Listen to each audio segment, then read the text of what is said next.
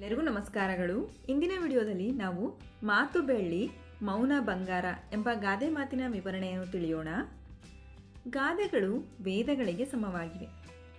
ಈ ಗಾದೆ ಮಾತು ತುಂಬಾ ಅರ್ಥಪೂರ್ಣವಾದ ಗಾದೆ ಮಾತಾಗಿದೆ. ನಾವು ಆಡುವ ಮಾತುಗಳು ಸ್ಪಷ್ಟವಾಗಿ, ಮೃದುವಾಗಿ ಮತ್ತು ಅರ್ಥಪೂರ್ಣವಾಗಿದ್ದರೆ ಅದು ಬೆಳ್ಳಿಯಂತೆ ಹೊಳೆಯುತ್ತದೆ.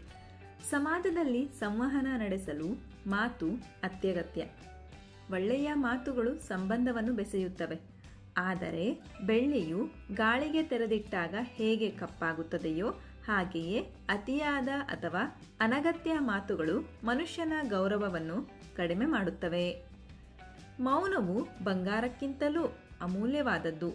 ಎಲ್ಲ ಸಂದರ್ಭಗಳಲ್ಲೂ ಮಾತನಾಡುವುದಕ್ಕಿಂತ ಕೆಲವು ಕಡೆ ಸುಮ್ಮನಿರುವುದು ಹೆಚ್ಚು ಗೌರವ ತಂದುಕೊಡುತ್ತದೆ. ಬಂಗಾರಕ್ಕೆ ಹೇಗೆ ತುಕ್ಕು ಹಿಡಿಯುವುದಿಲ್ಲವೋ ಹಾಗೆಯೇ ಮೌನಕ್ಕೆ ಸೋಲಿಲ್ಲ. ಮೌನವು ಸಂಯಮ, ತಾಳ್ಮೆ ಮತ್ತು ಆಳವಾದ ಚಿಂತನೆಯ ಸಂಕೇತ.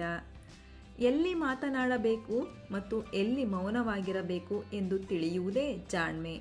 ಕೋಪದ ಸಮಯದಲ್ಲಿ ಆಡುವ ಒಂದು ತಪ್ಪು ಮಾತು ಜೀವನ ಪರ್ಯಂತ ಪಶ್ಚಾತ್ತಾಪಕ್ಕೆ ಕಾರಣವಾಗಬಹುದು. ಅಂತಹ ಸಂದರ್ಭದಲ್ಲಿ ಮೌನವು ರಕ್ಷಣೆಯಾಗಿ ನಿಲ್ಲುತ್ತದೆ.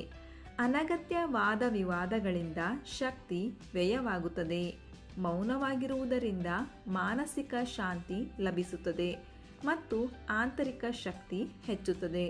ಹೆಚ್ಚು ಮಾತನಾಡುವವರಿಗಿಂತ ಅಗತ್ಯವಿದ್ದಾಗ ಮಾತ್ರ ಮೌನ ಮುರಿದು ಮಾತನಾಡುವವರಿಗೆ ಸಮಾಜದಲ್ಲಿ ಹೆಚ್ಚಿನ ಗೌರವ ಸಿಗುತ್ತದೆ. ನಮ್ಮ